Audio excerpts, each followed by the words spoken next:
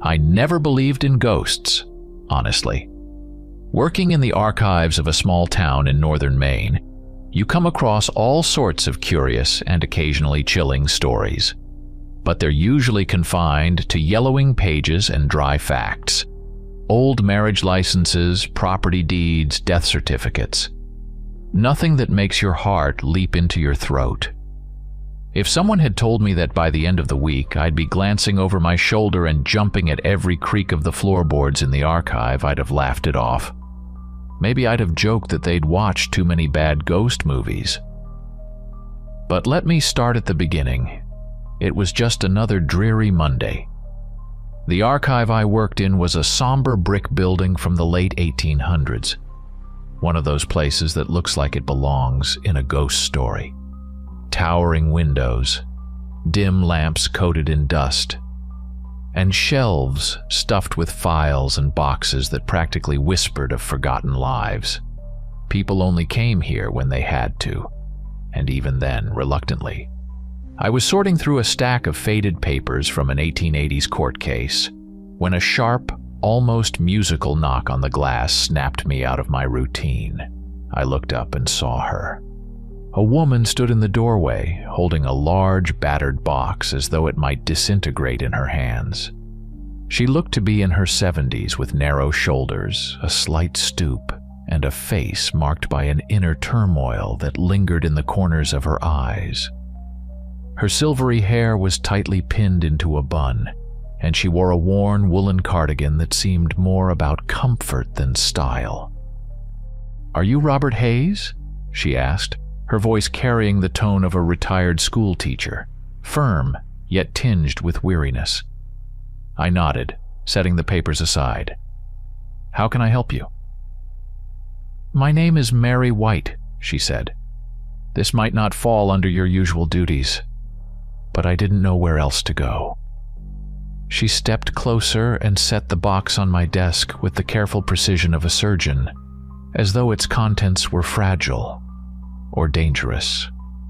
The cardboard was old, scratched, and stained with what could have been coffee, or something less benign. "This is my Uncle William Carter's journal. He disappeared in past." She hesitated, her fingers fidgeting as though struggling with what to say next. "Was he ever found?" I asked, running through possible scenarios in my head. "No, but a few years ago a hiker stumbled upon his journal. It was in an old hunting cabin deep in the woods." "And what would you like me to do with it?" Her eyes softened, as if she'd finally found someone to share her burden.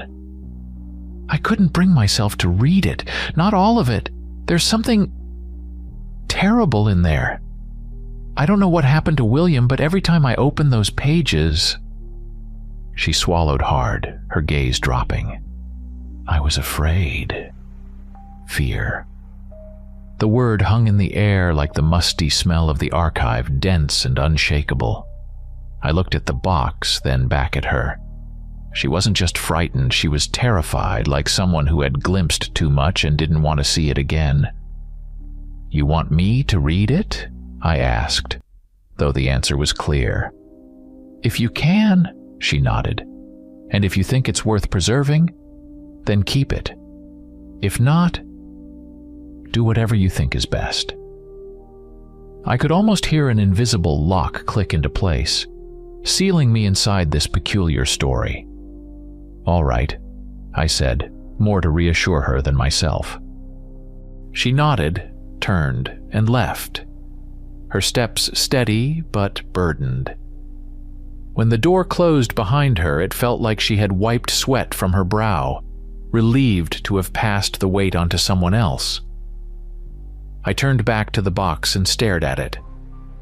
The dim sunlight streaming through the dusty windows painted long shadows across the old files and desks. Should I open it now or wait? Of course I opened it. Inside was a journal, its leather cover cracked and worn, its yellowed pages exuding the smell of age, damp wood, campfires, and rain-soaked earth.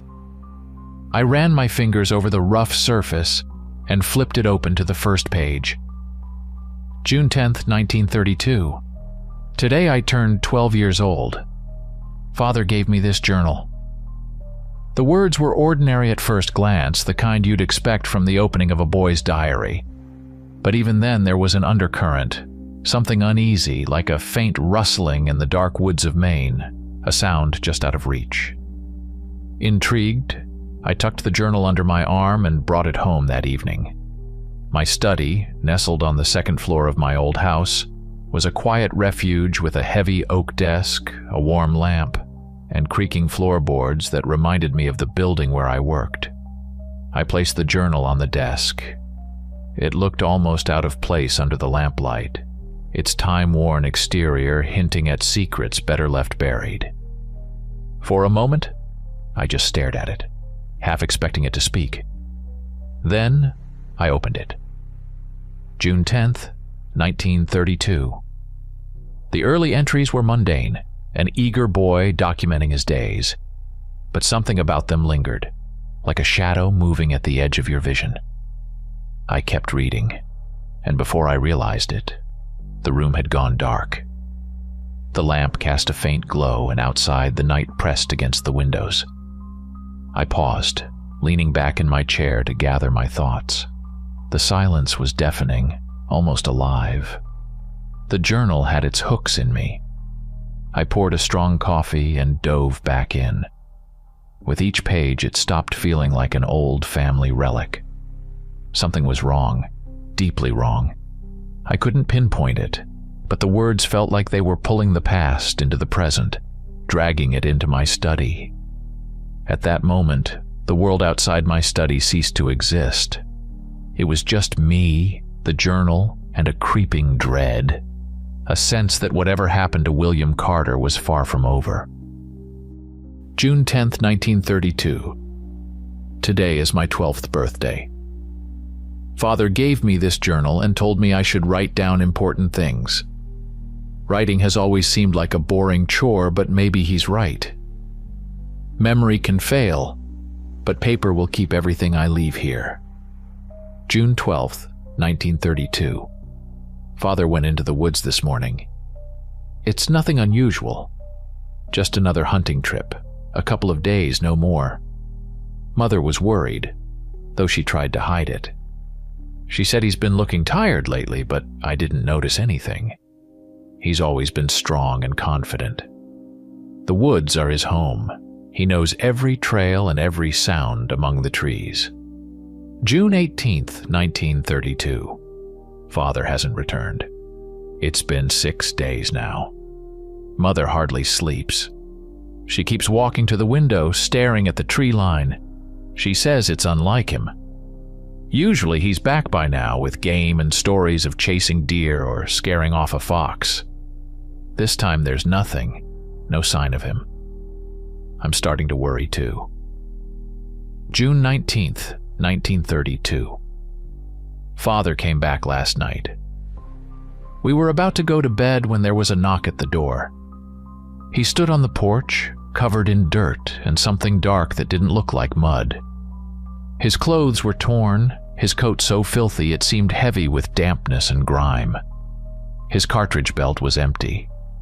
His rifle was still with him, but it looked like it had been dragged through the forest. He didn't say a word. His eyes were strange, empty and heavy, like someone who'd seen something impossible to explain. Mother tried to clean him up, but he wouldn't speak. He just sat by the fire, staring into the flames without blinking. The house was silent. The only sound, the crackling of the coals. I lay in my room, unable to sleep, feeling like the entire house was holding its breath, afraid to disturb him.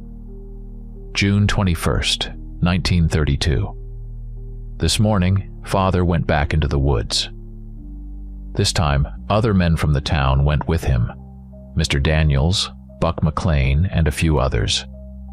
They said there was a man-eating bear in the forest. Mother tries to reassure me, but I see her hands tremble as she pours tea. Last night she didn't sleep at all. The men gathered in the yard, their rifles loaded and their faces grim, expressions I'd never seen before. The sky was overcast, a heavy gray hanging over the forest. They left quietly, one by one, disappearing among the trees like shadows. Father was among them, and as he left, he didn't even glance back at our house. July 1932. It's been weeks since Father and the other men went into the woods. Mother says it's normal, that sometimes hunting takes longer than expected. But I know she doesn't believe her own words. Every night she sits in the kitchen with the lamp lit, staring out the window as though trying to catch a glimpse of something in the dark. Sometimes I hear her murmuring prayers, but the words come out jumbled, as if she doesn't know what to hope for anymore. I can't sleep either. The silence around the house feels thicker, heavier. The woods don't look like just trees anymore. They seem alive, like a giant beast breathing just beyond our yard, hiding something wicked in its shadows. Tonight, we received news. 2 of the men who left with Father returned. People gathered at Mr. Daniel's house to hear what had happened. Mother sent me to my room, but I hid at the top of the stairs and listened. They said something terrible had happened in the forest. At first, everything seemed normal. Bear tracks, the scent of an animal. But then they started finding strange things. Torn apart deer, chunks of flesh scattered on the ground as if something had ripped them apart in a frenzy. And then, it started happening to them. The men spoke in broken sentences, gasping like the words couldn't carry the weight of what they'd seen. One of them kept repeating, "It wasn't a bear, it wasn't a bear." His voice was quiet, almost a whisper, but I heard it even through the walls. They were injured, deep gashes on their arms and legs that revealed raw, pink flesh beneath. Their faces were ashen, drained of color, and their eyes looked hollow, as though they'd left part of themselves behind in the woods. Father didn't return. None of the other men came back. August 1932. The town is frightened. People whisper about a bear or rabies, but no one believes it. They lock their doors earlier now. Some families have left, saying they can't live so close to the forest anymore. But we've stayed. Mother says we have no choice, that we just have to wait. But I see the fear in her eyes. She doesn't look at the forest the way she used to. Now, she watches it like it might step across our threshold. I try to be strong, but at night, lying in bed, I think I hear whispers. Branches rustling or something that sounds like it. And I think of Father. Where is he? What happened to him? Sometimes I think he's out there, calling for me. And sometimes I think it's better not to know. The town feels empty. People speak in hushed tones, stores close early, and the streets are deserted. The adults exchange terse words, never openly acknowledging what we all know. It wasn't a bear, and whatever it is, it's still out there. Mother barely eats now. Her face has grown pale, and her hands tremble when she tries to sew or cook. Sometimes I hear her whisper Father's name. She doesn't do it when I'm around, but I know she's afraid she'll never hear his voice again. I write in this journal every day now. It helps me keep from losing my mind. Maybe if I put everything down, it will stop being so terrifying. Maybe it's just words. But the fear lingers. It lives in the walls of this house, in the forest, in the darkness. And it feels like it's breathing closer every day. August 1955. Coming home after 20 years was harder than I expected. The road wound through familiar places that now felt foreign. The trees lining the roadside seemed taller, their branches intertwining to form shadowy arches that barely let the light through. I remembered walking these paths with my father, listening to him explain every animal track and tree as if they were old friends. Now those memories felt distant, blurred at the edges, almost unreal. The house stood at the edge of town, right at the border of the forest. It hadn't changed much. The roof still sloped at an odd angle, the shutters hung crookedly, and the porch creaked like an old man with aching joints. But it felt empty, as though the house itself knew no one lived there anymore. I stepped inside, leaving my suitcase by the door. A thin layer of dust covered everything, and the air was thick with the stale scent of damp and disuse.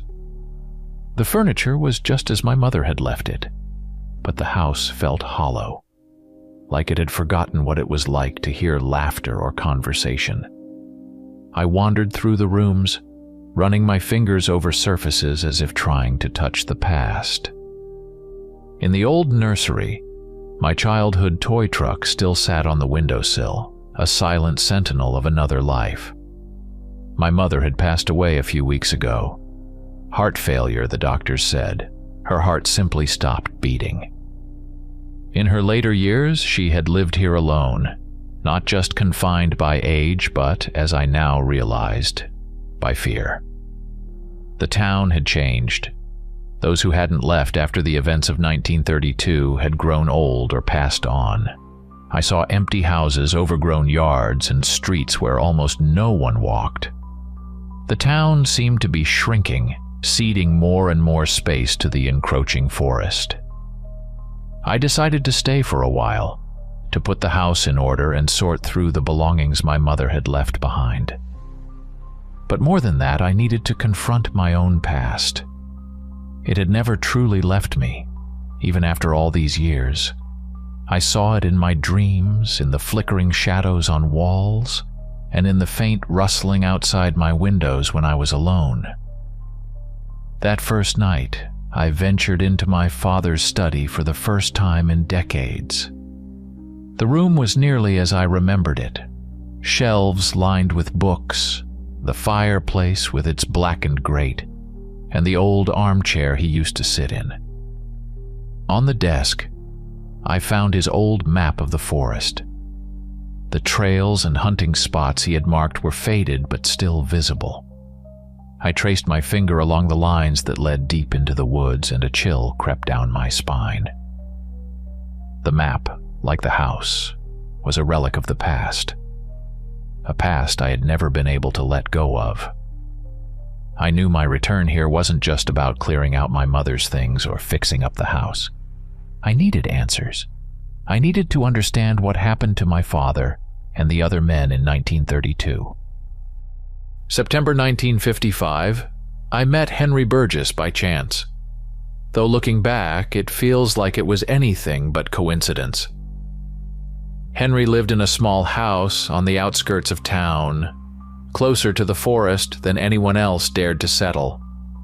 His yard was overgrown, the fence sagging and crooked, but a thin plume of smoke still curled from the chimney. When I saw him, he was sitting on the porch with a pipe, his eyes fixed on the forest as if he were watching the waves of an encroaching tide. Henry was an old man, thin and stooped, but there was something in his eyes that immediately caught my attention. It was the look of someone who had seen too much and stayed silent for too long.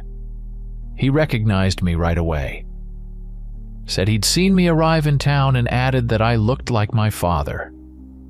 His voice trembled not with age, but with something deeper, something raw. I told him I wanted to talk, and he gestured for me to sit beside him. For a while we sat in silence, staring at the forest.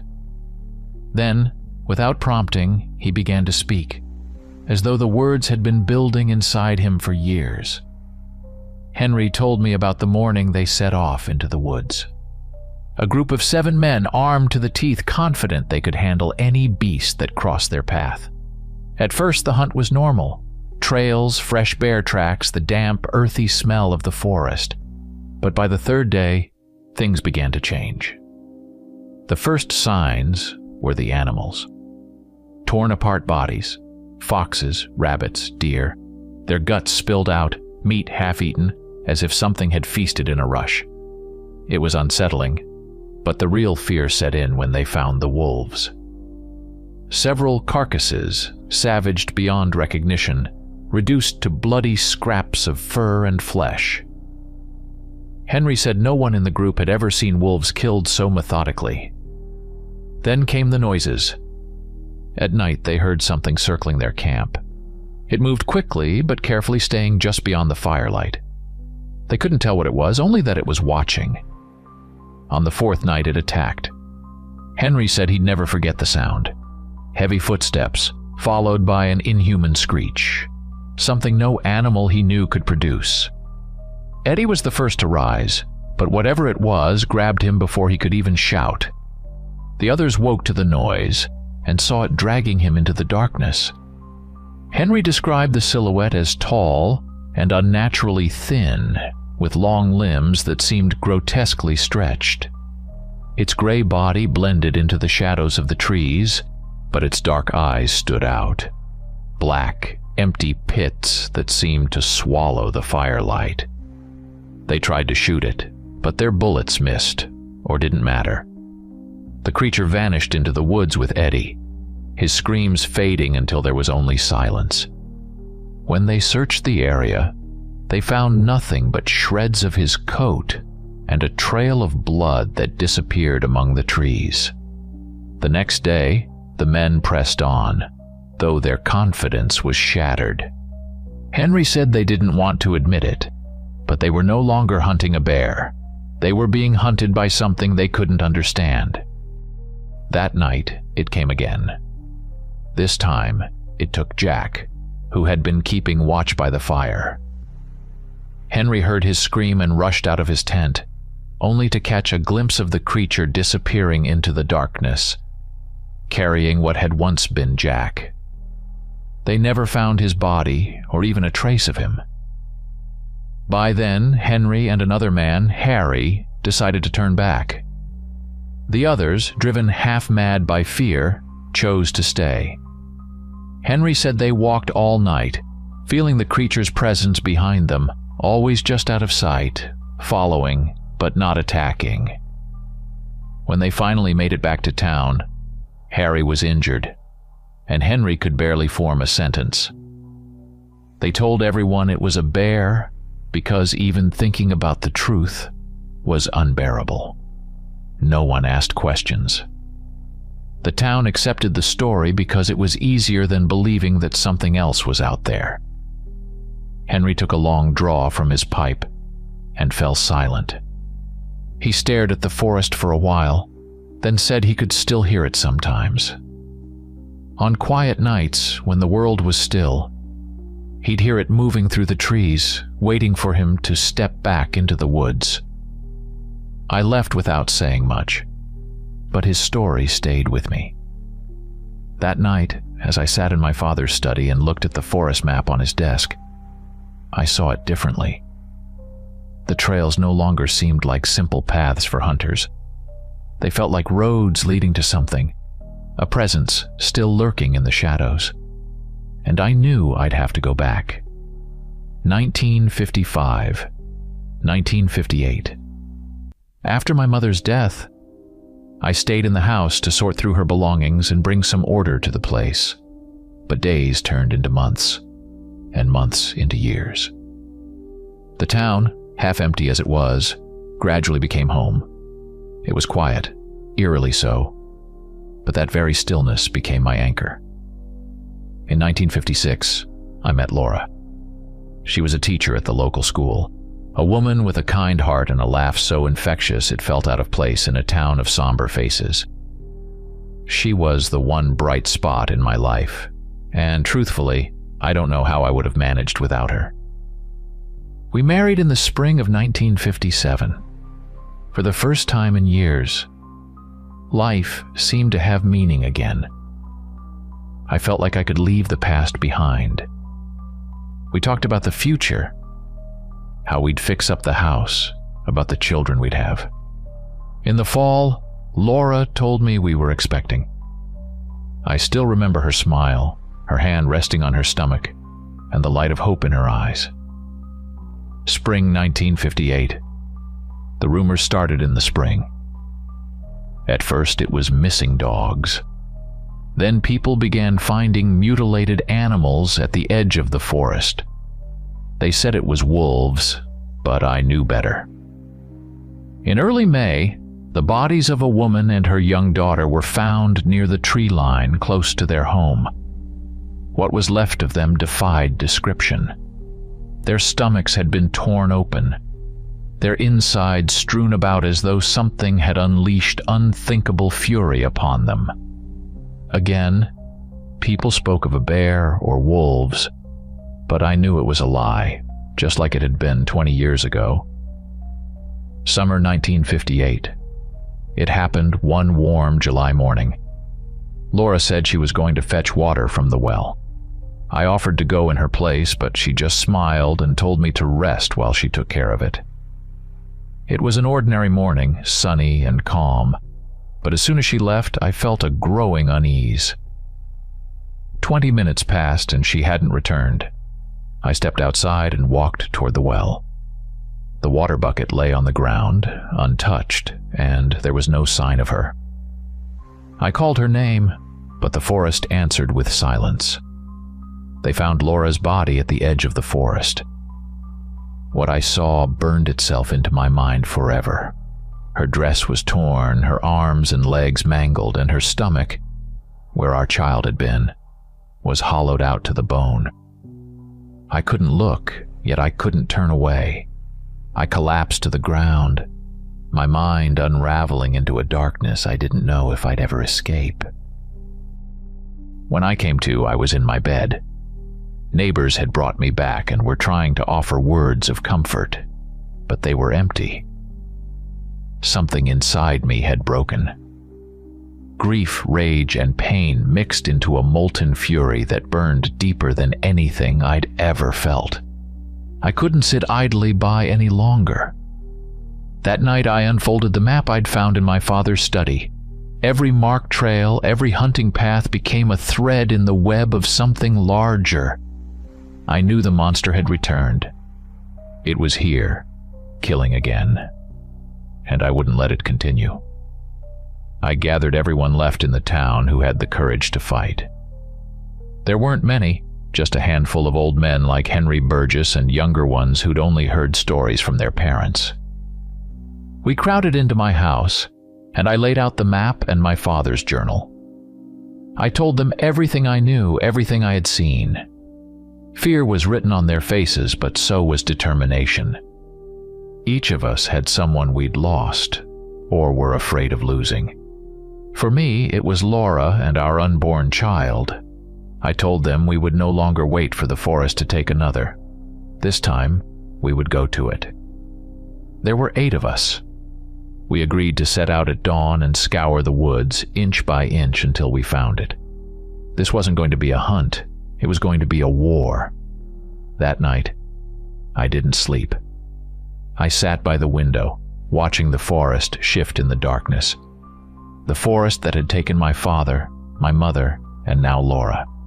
The forest I would burn to the ground if it meant ending this nightmare. Even if it cost me my life. July 1958. We gathered at dawn.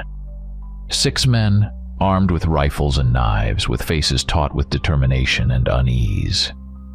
No one smiled. We all knew this wasn't an ordinary hunt. We weren't tracking a bear, a wolf, or even a deer. We were chasing something none of us could fully comprehend, but we all agreed it should not exist. The forest greeted us with a silence that was thick and oppressive, as if the air itself resisted our intrusion. It wasn't the kind of quiet I remembered from my childhood, when the trees seemed friendly, their rustling leaves a soothing presence. This was a silence that concealed something alive, something dangerous.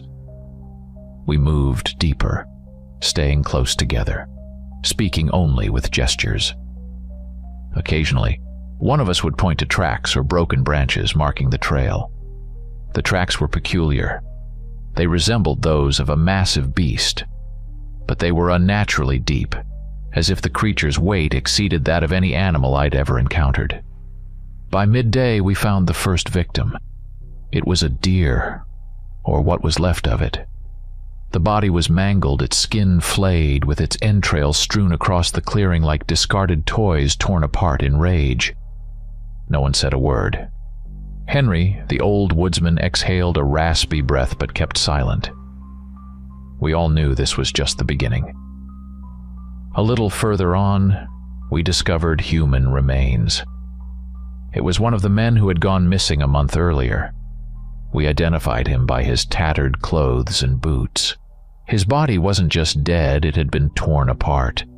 His face was mutilated beyond recognition, his chest ripped open, and his limbs twisted into grotesque, unnatural positions.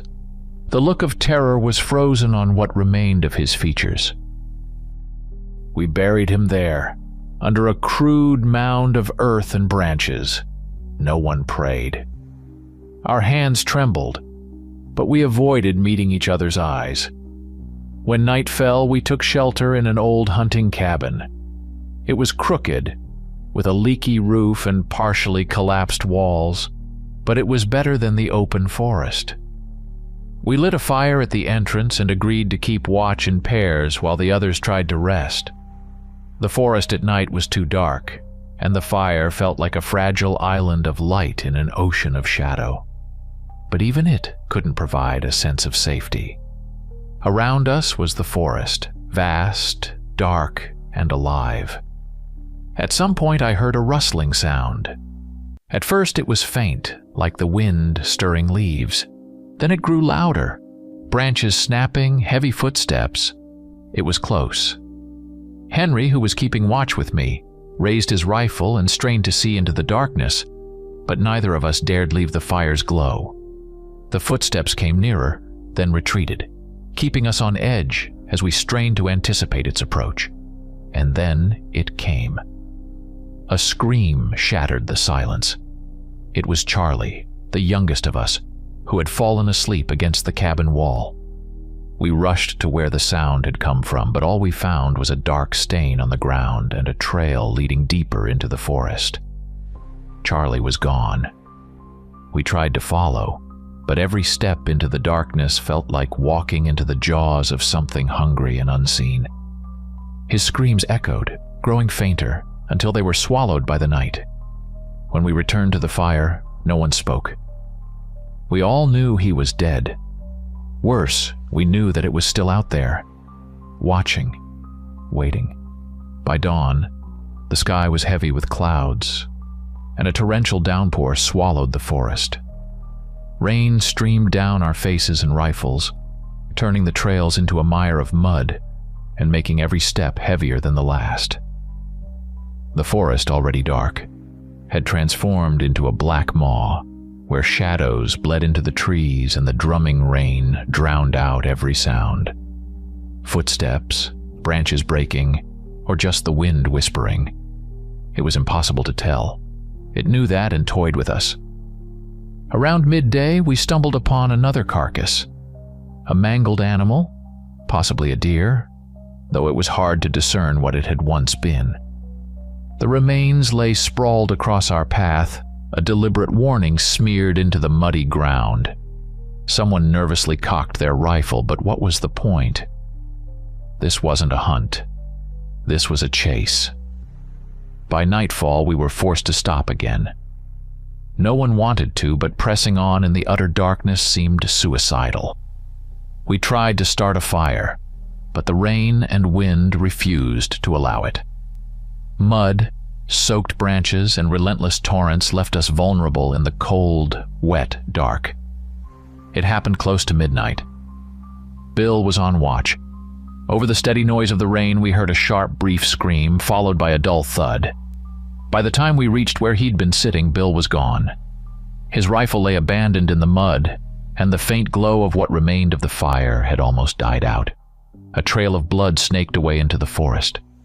For a moment, we all froze, too terrified to think, let alone act.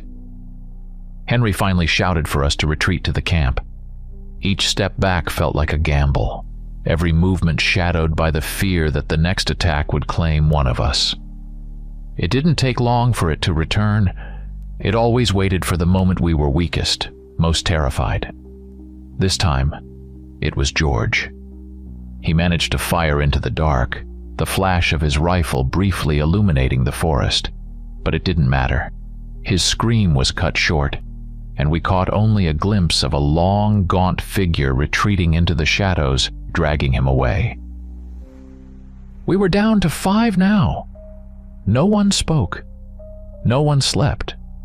We sat back to back, rifles pointed outward, as though that could keep it at bay. But we knew better. When dawn broke, the rain still hadn't let up. The forest felt even more menacing, the shadows thicker despite the faint light. We moved quickly, desperate to reach open ground. But every snap of a twig, every rustle of leaves stopped us in our tracks. It was watching. We all felt it. And then it struck for the 3rd time. Hank was in the middle of the group when it grabbed him. Long clawed limbs reached from the shadows, seizing his shoulders and yanking him into the trees. His scream tore through the forest, a sound I know will haunt my dreams for years to come. We opened fire, blind and panicked, but the rain and mud rendered our efforts futile. I remember Hank struggling, his figure barely visible in the shadows, until he was gone. We were losing, one by one. That's when we ran. We didn't strategize, didn't think about retaliation. Survival was the only instinct left. Our ammunition was dwindling, but none of us fired another shot. We just ran, mud sucking at our boots, lungs burning, fear driving us deeper into the endless forest. I could hear it behind us, always just out of sight.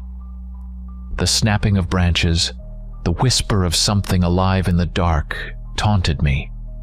Each time I glanced over my shoulder, there was only the black expanse of trees. But I knew it was still there, waiting for the moment to strike again. It was just the 2 of us now, and fear hung thick in the air, almost tangible. Survival was no longer something we spoke of. It was a fleeting hope, replaced by the grim reality of how this would end. Nicholas, the only one left with me, stayed silent, but his eyes betrayed what we both felt. Death was close. We reached an old hunting cabin just before nightfall. It was derelict, with a sagging roof and shattered shutters. Inside, the air was damp with the smell of rot and mildew, and the floor was coated in grime. But we had no other choice. It was the only place where we could prepare for what was coming. We barricaded the door and windows, leaving one window intentionally unblocked. It was a trap. Our plan was simple: lure the thing in and fire at the same time, ending this once and for all. Night fell quickly. The forest outside was deafeningly silent, broken only by the crackling of our small fire and the rain that continued to hammer against the roof. We sat back to back, our rifles ready, ears straining for any sound beyond the fragile walls of the cabin. The first sound was faint, a rustling like footsteps brushing against wet leaves. Then came the scratching claws dragging across the wood outside. Not human, not animal, but something in between. My stomach knotted with fear. Nicholas tensed, gripping his rifle so tightly that his knuckles turned white. The creature didn't keep us waiting. It appeared at the open window, and for the first time I saw it. It was neither man nor beast, but something caught grotesquely between the two. Its hunched frame was gaunt, its long limbs ending in claws like curved knives. Its skin, a sickly gray, gleamed slick and unnatural, as though it had just emerged from deep water. Its head was vaguely wolf-like but elongated, its disproportionate glowing yellow eyes staring at us with a predatory hunger. When it opened its maw, a guttural growl rumbled out, vibrating through the cabin walls. We fired in unison. The gunshots exploded in the confined space. the muzzle flashes illuminating the thing for a split second. It jerked and let out a piercing shriek that made my skin crawl. Nicholas's shot hit its side, but it didn't stop. The creature howled, lunged forward, and crashed through the window, splintering the frame. It moved with horrifying speed, snatching Nicholas with its long claws and hoisting him into the air. He screamed, his rifle clattering to the floor. I lunged at them, grabbing Nicholas's arms and pulling with every ounce of strength I had left. The creature was monstrously strong. It yanked Nicholas back toward itself, its claws slashing across my side. Pain erupted in a hot, blinding wave, and warmth spread down my torso. I was bleeding. Blood poured from deep gashes, but I didn't let go. Not until I heard the crack of ribs. The creature heaved Nicholas upward with unnatural force and hurled him through the shattered window. His scream faded into the dark. I collapsed onto the floor, clutching my side. The agony was overwhelming, but it didn't drown out the terror as I looked up at the thing. It turned to me, its glowing eyes fixed, and blood dripped from its maw. Nicholas's blood. For a moment, it hesitated, as though deciding whether to finish me off. Then it straightened, exhaled a rasping breath, and bared its jagged teeth in what could only be described as a savage, mocking grin. With a single leap, it vanished through the window and into the night. I was alone, sprawled on the filthy floor of the ruined cabin, blood pooling beneath me.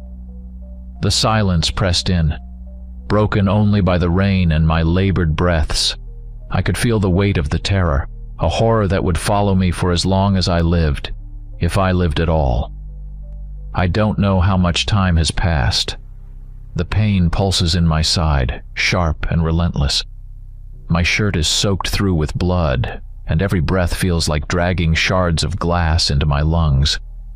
Strength is leaving me minute by minute, but I need to do this. I have to write it down. If these are to be my last words, someone needs to know. The creature will return. I know it. It always comes back. I tried to bandage my side with a torn strip of my shirt, but it barely helps. The forest outside is silent except for the ceaseless drumming of rain. The wind whistles through the shattered window, and the remnants of the door creak with every gust, but the quiet lies. I can feel it out there lurking in the woods, as real as my breath, as real as my heartbeat. Nicholas is dead. I saw it drag him away as though he weighed nothing at all. His scream still echoes in my ears, raw and desperate. He fought until the end, but none of us were ready for this. No one could be. Now it's just me. I hear it pacing outside the cabin. Slow, deliberate, like a predator savoring its prey. It knows I'm afraid, and it seems to enjoy drawing this out. I'd like to say I'm not scared, but that would be a lie. I've never been more terrified in my life. Laura. My chest tightens at the thought of you. I see your smile, hear your laugh. I think of our child, the one I'll never meet. If I could have just one more moment, one more embrace. But it's too late for that now. I know I won't make it out of here alive. That truth doesn't bring panic anymore. Just a heavy resignation, a quiet acceptance. But if I die, I can't let this thing walk away unchallenged. If someone finds this journal, know this: the creature is real. It lives in these woods. It kills. I don't know where it came from or what it is, but I know one thing: it cannot be left unchecked. I hear it now, closer. The creak of the floorboards. It's at the door. If I can't stop it, someone else must. Kill it. Kill it before it reaches the village. Before it takes more lives. The steps are louder now. I feel it approaching. This is the end. Let these words be my final testament.